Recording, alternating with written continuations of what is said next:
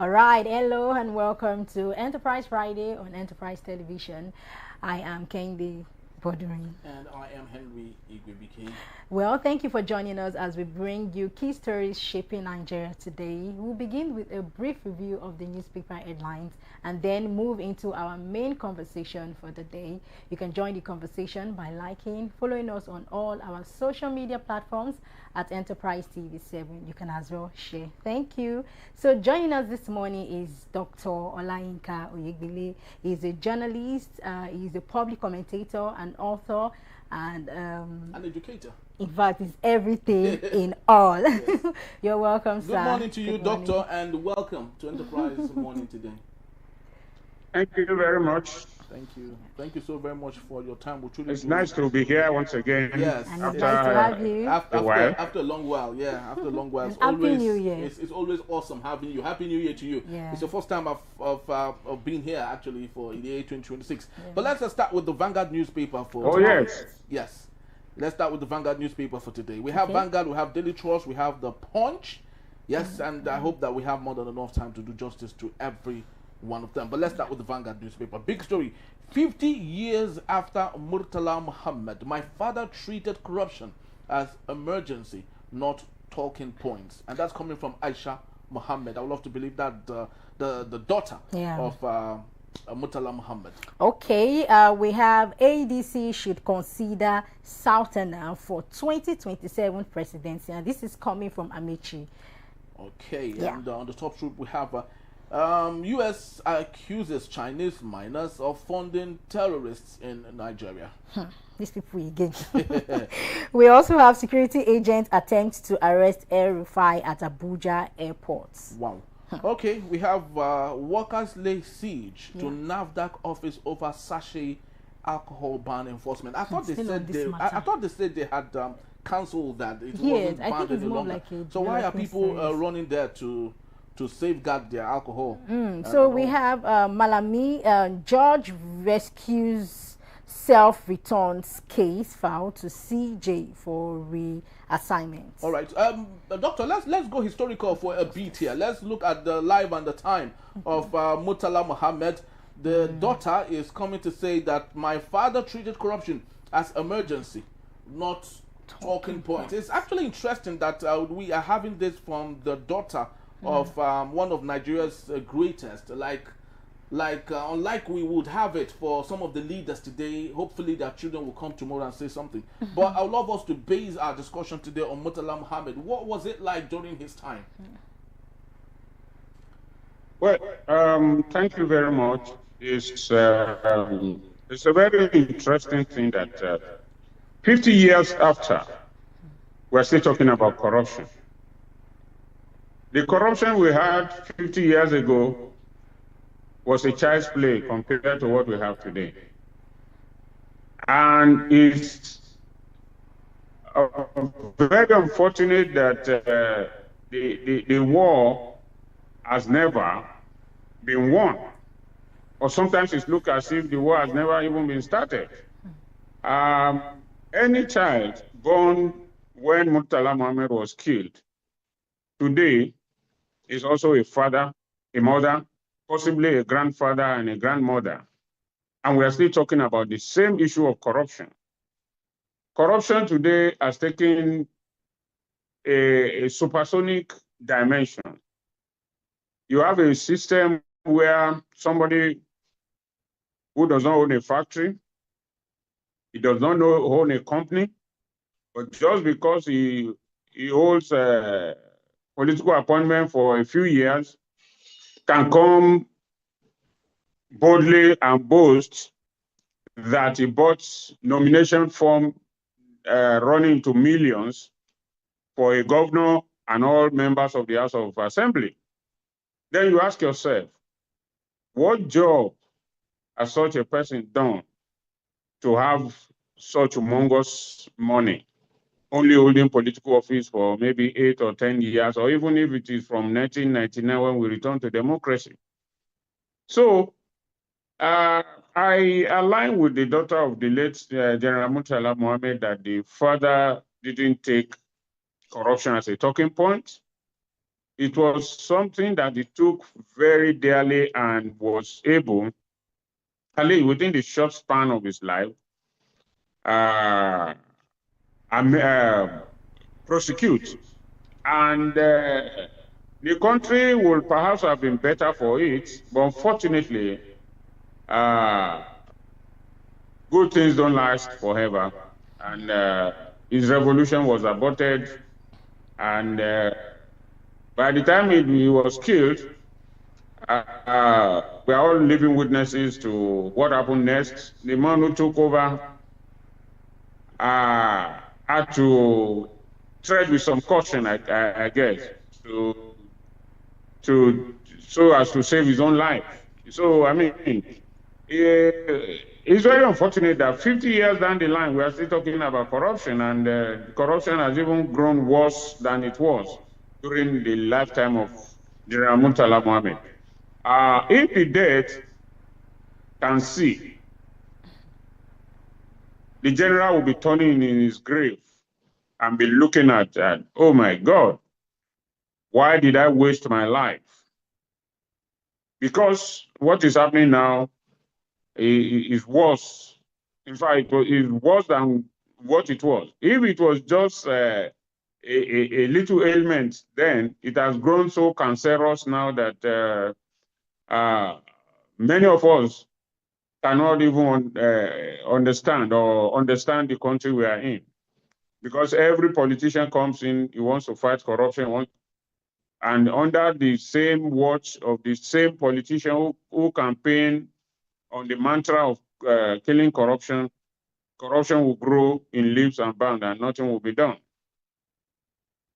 So I just think we are back to square one, or we are even deeper than where we were in 1976 than now.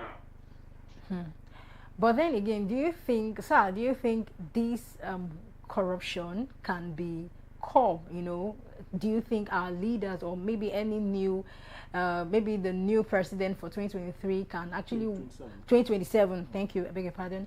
Can actually, you know, make do with, you know, erasing that that word corruption and make Nigeria better again. So how can we curb corruption in Nigeria?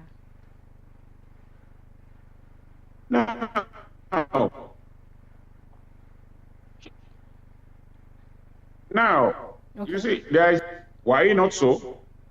You will, the word corruption will not be in an English dictionary. The word corruption has been there. But the issue is, how do you deal with it? Yeah. If you go to America, you go to Asia, you go to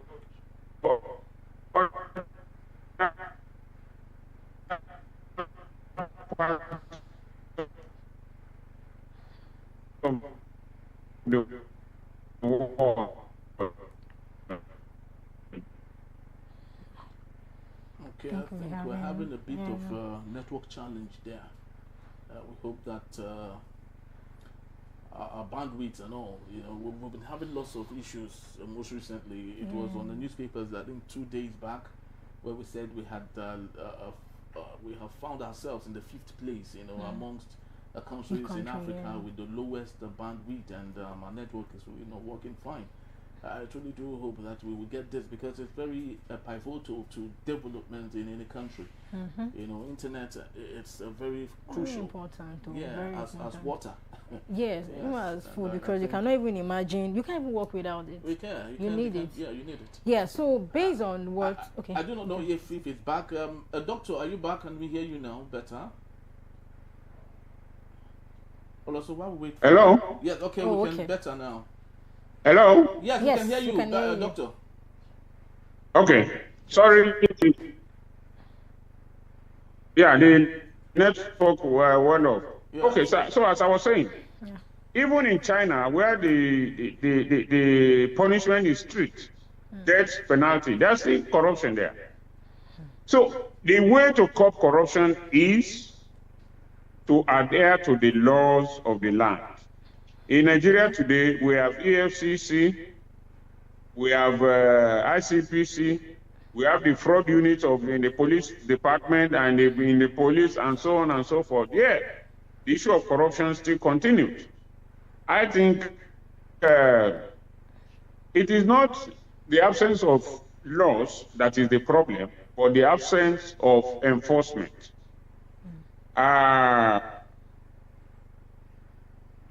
In the last government, some people are being arrested or under prosecution or investigation now. If by 2027, another party is able to succeed the present one, of course, there will be those who will also be tried for corruption. If in 8 years, the people that have been tried or investigated for corruption under Buhari's regime, they didn't commit a crime, I believe, in the second term of the administration. Some of them were committed during the first term. So why didn't the Buhari administration probe them or investigate them? So we pay lip service to corruption in Nigeria. Every government comes, I will fight corruption, I will fight corruption. Maybe even if they don't talk about it at all, it would be better than talk about it and do nothing about it. All right. So corruption will continue. The way we are is just like business as usual. All right. Let's just hope that this will get better. And for the sake of Gen Zs who might be watching now, I might not know who General Murtala Muhammad was. He was the 5th military head of state in Nigeria. He was assassinated February 13th, 1976, alongside his ADC and his driver. So that is, yes, February 13th. Yes, 50 years, I love to believe. You know. So let's move to other interesting stories. What else do we have? Okay, let's look at the Punch. Okay. Yeah. So on the big story, we have NAS to harmonize electoral bill Monday. Okay. All right. So we have INEC 6 nearly 1 trillion for 2027 elections. Okay, we have 2027 Atiku Fayoshe clash over Makinde's Mina visits. All right. Let's equally take a look at Fulbara. Fires commissioners. Assembly awaits a new list. What is really going You don't know what's happening there. Doctor, let's go to River State for a bit here. Yeah. This cat and mouse story happening in River State between Nyesom Wike and his godson Fulbara is taking a new dimension every other time. It's more like a series on Netflix right now. It's just for you to keep your subscription on. It never ends. But so what do you think is happening here? What could be the effect of this to democracy in Nigeria and River State particularly? Well, how many months or how many years does Fulbara has to go now? Just a couple of years, yes. Just two years or 1 year plus. So, in the last few years, it has been trouble here, trouble there between the governor and the governor emeritus, if you allow me to call him that, because the man wants to be the governor, he wants to be minister in Abuja, and at the same time to be governor again. In essence, is that all what is going on is just a fight between the two of them, not necessarily for the benefit